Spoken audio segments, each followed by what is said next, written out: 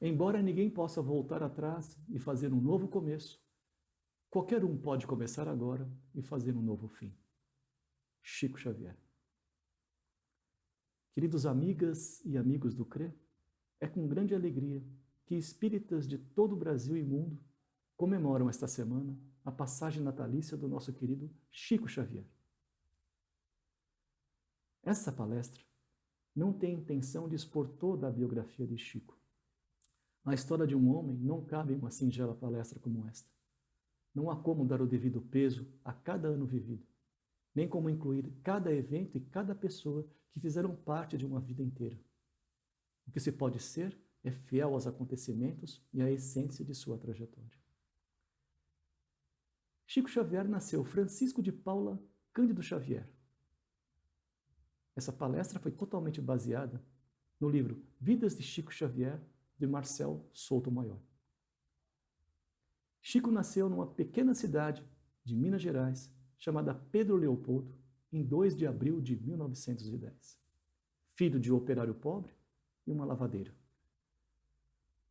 A espiritualidade providenciou, então, por Chico Xavier, esse nosso querido irmão médium, o maior médium brasileiro de todos os tempos. E a espiritualidade o escolheu exatamente por ser humilde e pobre, para que nós dessemos valor a tudo aquilo que Chico vai escrever e tudo aquilo que Chico foi. Órfão aos 5 anos de idade, perdeu a sua mãe e foi levado por seu pai até a sua madrinha, porque Chico tinha muitos irmãos. E essa madrinha fez Chico sofrer muito, porque Chico já tinha mediunidade desde os 4 anos. E Chico conversava com as pessoas, inclusive com a madrinha e com o padrinho, o que ele via e o que ele ouvia. E isso para a madrinha, que era muito católica, não era coisa boa. E fazia com isso que Chico sofresse através de castigos e martírios.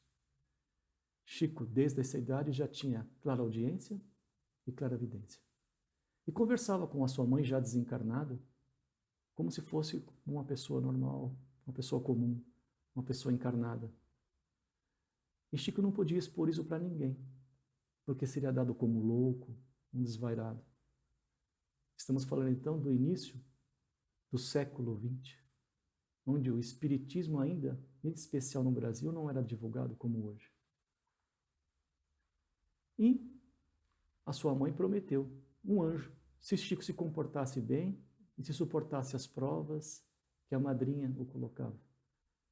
E colocou na vida do seu pai uma madrasta, de nome Cidália, o anjo prometido, que tratou Chico, de fato, como filho, respeitando e entendendo a mediunidade de Chico. E Chico começou, então, a reviver uma vida em família, com escola, com os jantares e almoços em família, né? E no grupo escolar onde ele estava, ele recebeu uma menção honrosa por uma belíssima frase que ele escreveu, que na verdade foi psicografada. E Chico, muito católico, ele tinha como amigo o padre Scarzelli, que lhe dava muitos conselhos. E Chico conversava muito com o padre abertamente. Dizia que via coisas, que ouvia coisas, né? E o padre, muito preocupado, né, impunha, então, penitências para que Chico se tornasse de fato católico, né, e esquecesse essa história de ouvir e ver espíritos. Mas, no fundo, o padre Scarzelli entendia Chico e o respeitava como médium. Cidália, a sua madrasta querida, também veio a falecer. E a partir de então, o Chico começou a de fato trabalhar com essa mediunidade, mesmo sem ter conhecimento. Primeiramente, mesmo ainda sem ter o conhecimento do espiritismo propriamente dito, Chico percebeu que sua irmã estava obsediada e tentou então convencer esse espírito que estava obsediando a deixar a sua irmã.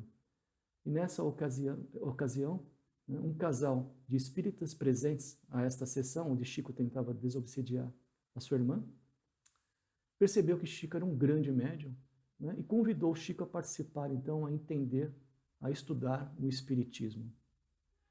E Chico, desde então, começou a receber mensagens de sua mãe e escrever as mensagens de sua mãe por meio da psicografia, né, que foi apresentada por esse casal de amigos. E assim, em 1927, Chico fundou o Centro Espírita Luiz Gonzaga e começou a fazer efetivamente os trabalhos psicográficos, sempre com mensagens de amor, carinho àqueles que estavam presentes, advindas de espíritos desencarnados. E em 1931, finalmente, Chico se encontrou com Emmanuel. Em meditação, em oração, à beira de uma cachoeira, num rio que cruzava ou que cruza a cidade de Pedro Leopoldo, Emmanuel se fez aparecer então para Chico. Chico reconheceu esse espírito amigo, não é? E Emmanuel disse a Chico que ele tinha uma missão aqui nessa encarnação, nesse planeta. E deu as condições. A missão era ser fiel a Jesus e a Kardec. E a condição básica era disciplina, disciplina e disciplina. Chico aceitou o desafio, mesmo sabendo que iria sofrer muito.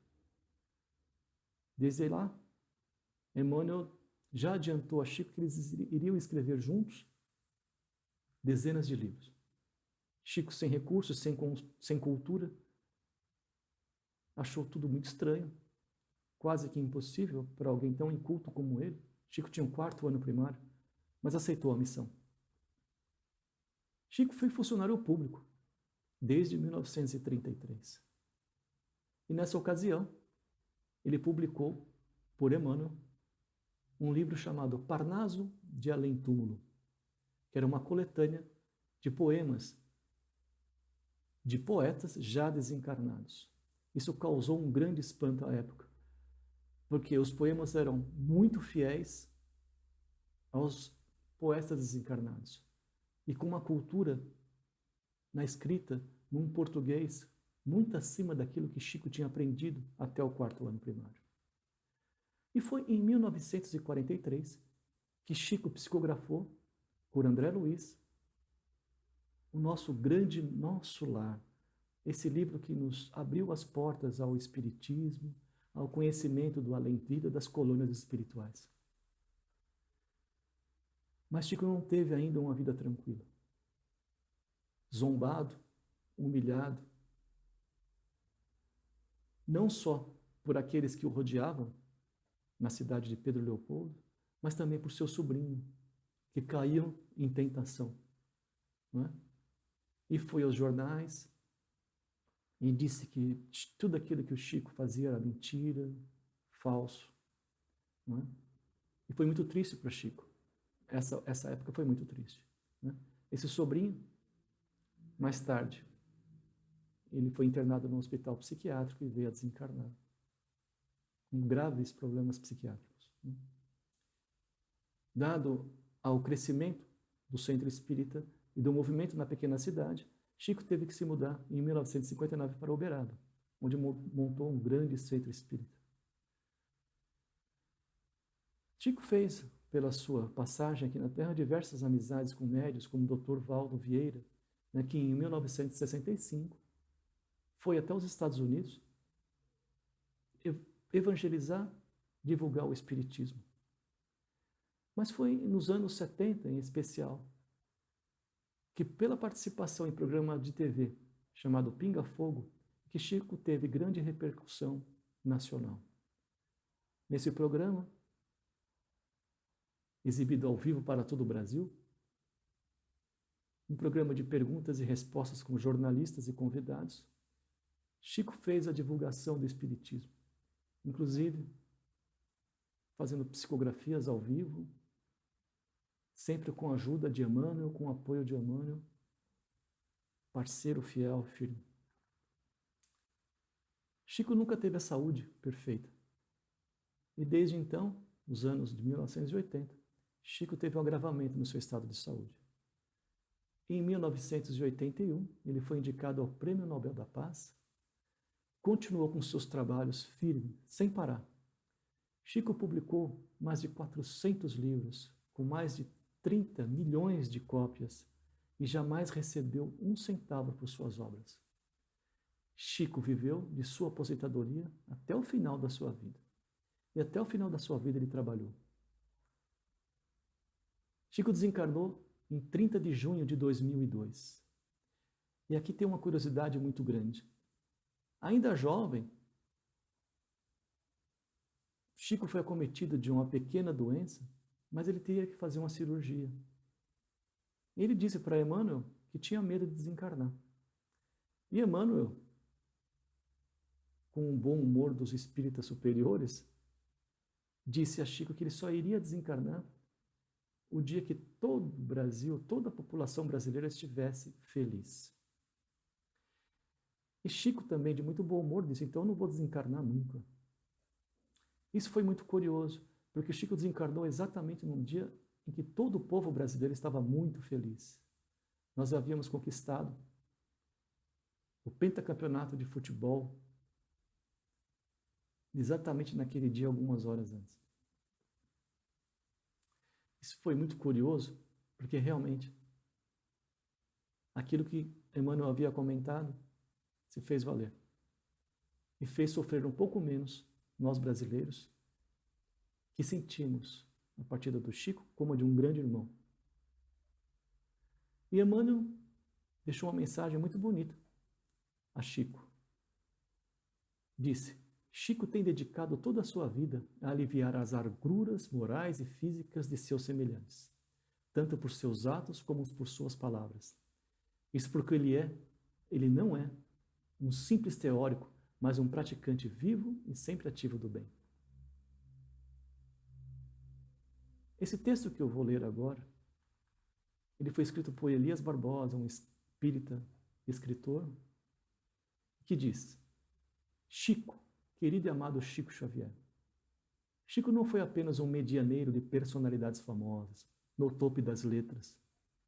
Chico foi igualmente veículo de amigos desencarnados, muitas vezes tão só conhecidos daqueles que o amaram no recesso do lar, a surgirem de inesperado através de reuniões íntimas e públicas, dando provas inequívocas da imortalidade.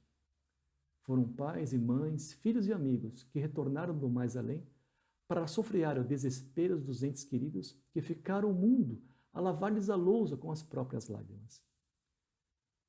Espíritos familiares que se comunicam sem outros lauréis que não sejam aqueles que lhes respondam aos corações redivivos em cânticos de esperança e ternura, restaurando a fé e operando a renovação das criaturas atropeladas pelo carro infalível da morte. E todos eles, a uma só voz, gritam que a vida continua, que o sepulcro não é o fim, que a justiça nos preside os destinos na terra e além da terra, que o amor nunca morre. Elias Barbosa. Fica assim a nossa singela homenagem ao nosso querido Chico. Então, Chico, receba aí no plano espiritual nosso amor, nossa gratidão e o nosso respeito por tudo que você fez, pelo seu exemplo de verdadeiro homem de bem. E nesse momento tão difícil que nós vivemos, mais uma mensagem que Chico nos deixou, de esperança e de fé. Viver é dizer aos outros que eles são importantes, que nós os amamos, porque um dia eles se vão, e ficamos com a nítida impressão que não os amamos o suficiente. Chico Xavier, 1910 e 2002. Eu quero muito agradecer essa oportunidade de expor um pouquinho sobre nosso querido amigo Chico. Que possamos, então, nos unir em orações de agradecimento e de amor a esse nosso querido que vive entre nós. Fiquem todos em paz e até a próxima oportunidade, se Deus quiser.